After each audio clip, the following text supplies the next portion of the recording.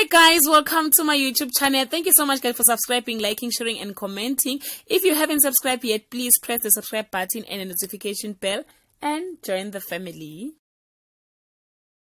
Ekhaya bethu ufuna ukulobola ekhaya and manje kunama finances lapho kunenkinga when it comes to money. Is it okay for wena njengomuntu wesifazane to assist towards ilobolo lakho, or is that going a bit too I like how you say it, Baba Sekai. He's Baba of nothing. He is Baba of the Chondol.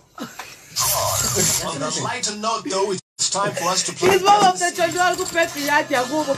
Can you respect him, Chondol? I mean, I can't, guys. I will never agree on this one. Mama would never. No man at home, Kazela ngayiphi indlela. Mama would never. Ukuthi usehlala ndawonye. Bakhona abaningi yafundo uvalid lo lento kade uyisho. Umuntu owayethi ngenze konke mina taking care of everything ngoba ethi uqoqele imali lobolo all of a sudden walobola omunye umuntu. And it happens. It happens.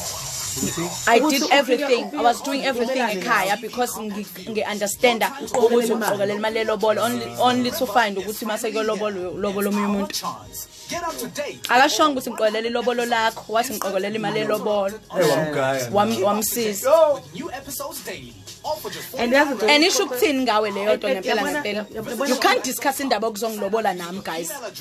Kube nama elements of us being extremely desperate to get something because we assume it's good for us. Yabo? Because you have no business assistant ngapela umuntu okulobolayo. Kwanje usiza umuntu okushelayo phela leyo nto leyo. Do you think the introduction of amalokishi then changed these things completely? Usiko lavele lati. Because baningi belobolayo. Baningi. You understand? And ikakhulukazi labantu basemalokishini. Do you think you want amalokishi or impilo yaselokishini iyathina? Ngicabanga ukuthi mhlambe ku-edile ukuthi angeke ngwayeka amalokishi angazi lutho kakhulu ngawo. Kodwa uyabo lento yokucrossa kwabantu bakwamanye ama-country bengena la ngaphakathi. Ukuthi mangabe uzongena layo udinga ubuzo. Udinga status sokuthi you are married.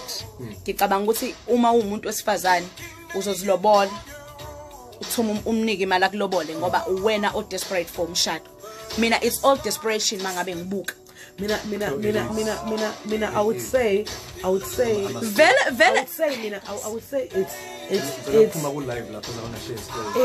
actually being desperate for validation.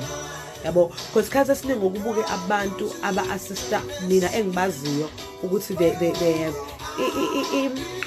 balokuthinta kancane kuseni ba-assist ukubelotsholo banale ukuthi bashawe iminyaka o-30 plus sengikhulile like manje afford lalela you right bathi nginemali nginomsebenzi oright ngamabhizinisi nginey'ngane ngifuna ukushada umshado oshodayo and akhona futhi abafuna ukushada abayifunela bona ukushada bayifunela abanye abantu bebavalidate they want to belong bafuna uvalidate kuthiwa usumfazi ngempela ke manje again ibuyela back ekuthini society umuntu wesifazane ithena mangabe imdwebe yamisa njani yayizwa lonto leyo ukuthi enene as a woman mawungashadanga unehlazo and ayikho into enjalo akusiyo wonke umuntu ozoshada akekho umuntu akusiyo wonke umuntu ozoshada nobuhle nqele le condition MaKhumalo le engithandile lethi kanjena ukulobola uchaza ukuthi umuntu wami ungisebenzele. You put value baba into ayisebenzele. You put value, I'm telling you.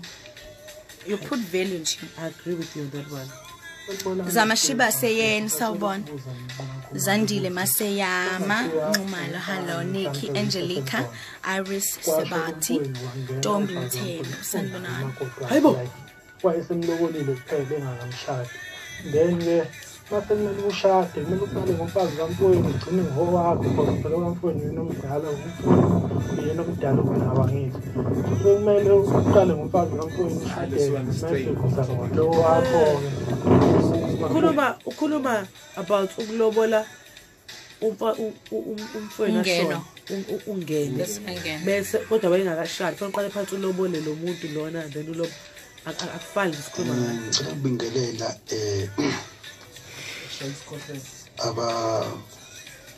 abasazi bevuma ngiphinde ngibingelele nawe sesi MaKhumalo kwenzakalile lokhu mina ngathola umuntu wesifazane owayenemali mina ngisebenze onje ophansi kakhulu. Okay, no, I think it's in the story. It's a super being and then. Oh, cute. Got 30 seconds. Hayi mina wena mfundo nje into engayisho yini abantu besifazane banenkinga ye-desperation. Angazi kwakwenze njani umuntu uhlulwa yini ukuyidlalela kubo mebona ukuthi akamtholi umaqonda nayidlalele kubo mina rather nje ngondle ekhaya ngibe kuthiwa nje hayi-ke badla kubo bayamxhaphaza okungcono kunokuba khona commentela guys etriggerisha something. There's a comment here. Should we play this first?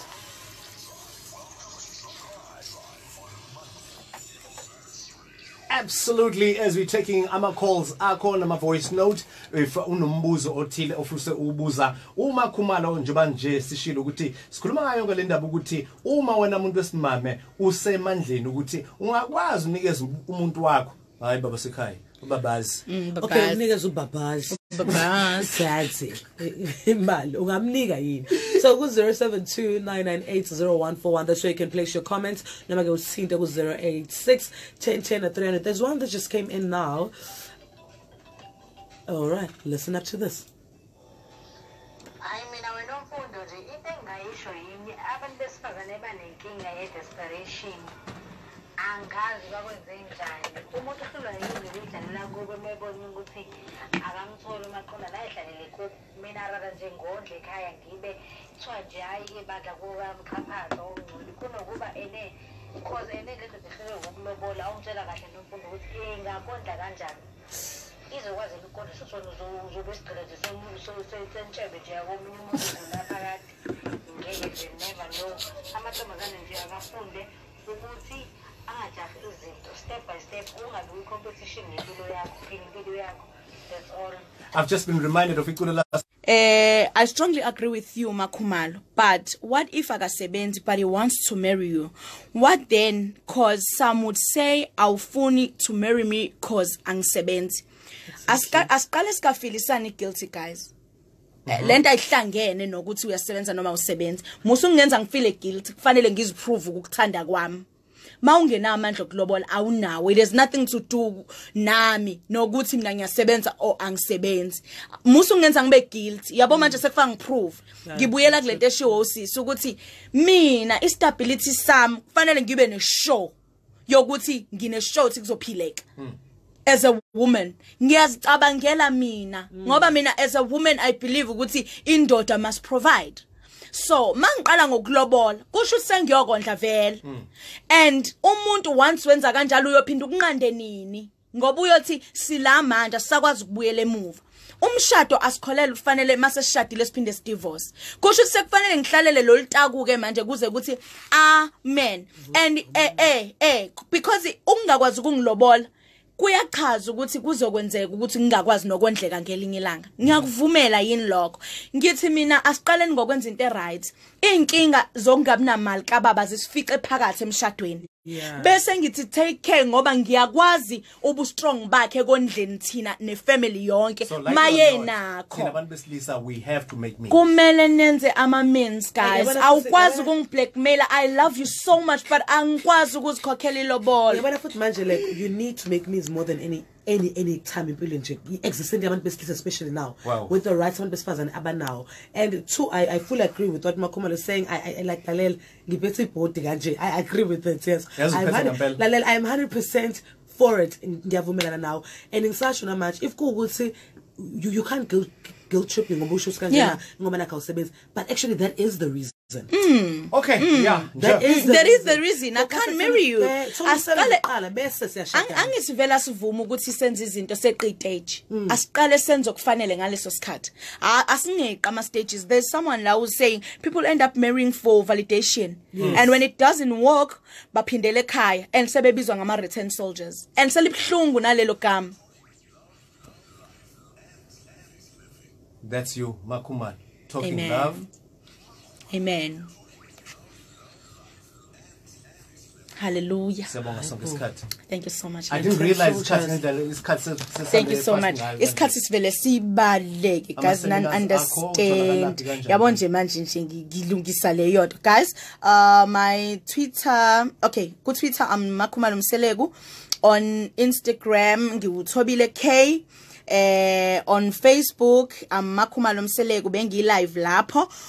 This coming Saturday I'll be sharing, I know ukuthi ngiqale ngayo siqala nje la ukukhuluma ngithi khona kunjani ukushada ungabi nabo abantwana emshadweni kwesemina ezobe ise Christian Worship Center eThekwini Assemble ihostwa umama uMrs Ncanana umama umfundisi. So I'll be there. Mawufuna ukuzwa uthini uMaKhumalo, and ngitsheliwe ngakathiwa kufanele ngishare nendaba yokuthi umuntu akangathi ngoba nake ngashadanga bese agasela abantu abashadile ngoba kubonakalile uMaKhumalo eshade esithenjini. So thank you so much. Definitely. Thank you so much. There you go. KZN uyizwele. Hayi ke yabona understand guys. Soldiers. Hi guys, exactly guys, thank you so much. Precious busisiwe. Usho kusefuhlele sikusho ama boyfriend esasihlukumeza families guys.